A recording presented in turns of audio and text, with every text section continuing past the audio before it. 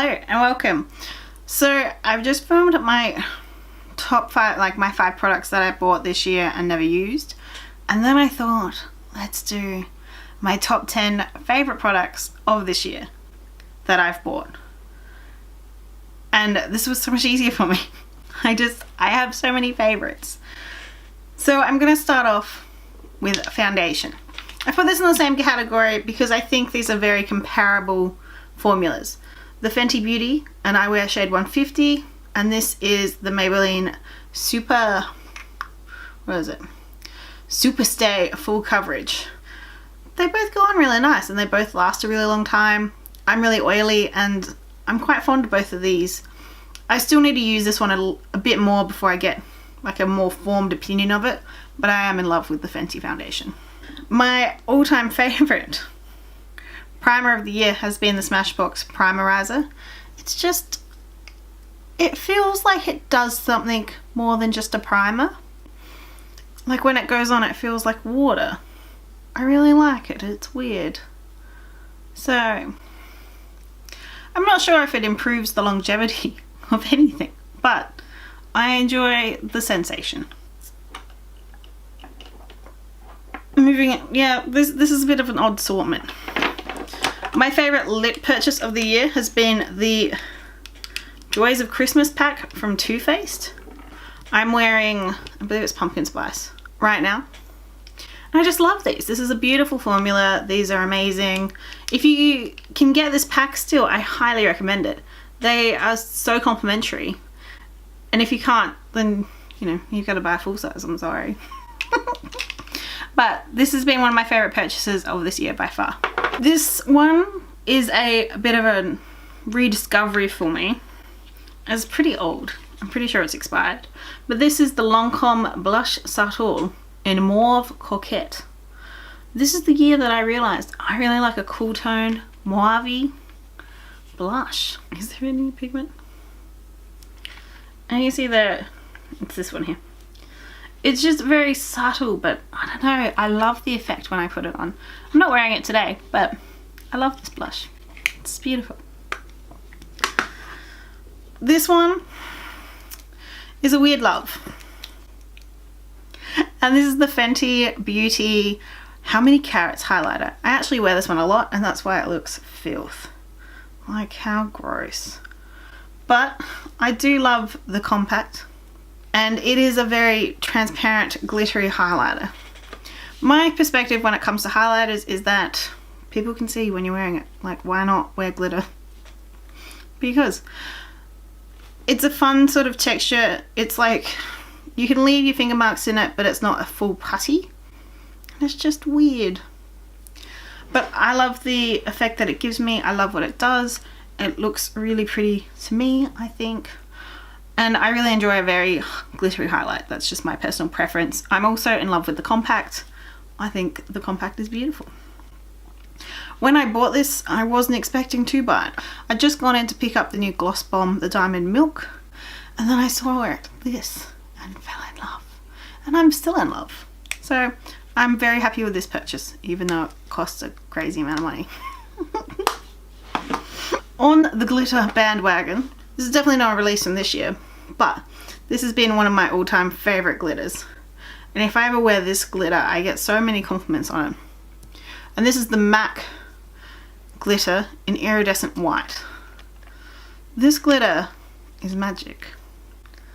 It picks up the color of whatever eyeshadow that you put underneath or whatever it's touching. You would have seen me use it in the past, but say you put it on a yellow eyeshadow, it picks up a lot more of the yellow reflex and then enhances it, and it's just stunning. This is my favorite glitter of all time. I feel like if you own this glitter, you don't need any other glitter because it goes with everything. I just realized that one of the products rolled away from me and I didn't notice. So I'm just gonna add it in here. This is the KKK Contour Stick in Light. I've never wound it out the full way. I have watched Tati's video on this. And well, let's see while we're here. I bought this online as an impulse purchase when I bought the KKK Mario palette. And I was like, oh, let's give it a try. That's about as far as it comes out and then it goes right back in. This is a beautiful contour. I'm wearing it right now. This is a beginner contour. Anyone can pick this up and use it, absolutely, and you're not gonna mess up your contour. I've tried doing contour so many different ways and screwed it up, but this works every time. I love it. And this would be number 8. A brush. A very, very expensive brush that I only pull out when I'm feeling like being fancy. This is the Sonia G Worker 1 brush, and it is beautiful. I love this brush. It just blends away so nicely and it feels really luxurious. This is a very luxurious purchase though, and I don't recommend it if you don't love a really beautiful brush like I do. But this is that's all I can say. It's beautiful and it does such an amazing job at blending. I love the way it feels, especially on my old, like, I'm 30, I've got a lot of loose skin. This prevents any of that skipping from happening because it just glides so beautifully.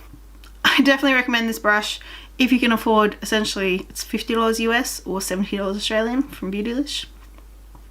I think it's worth it though. And number 9, potentially controversial, Kat Von D. But this is the 10-year reunion palette.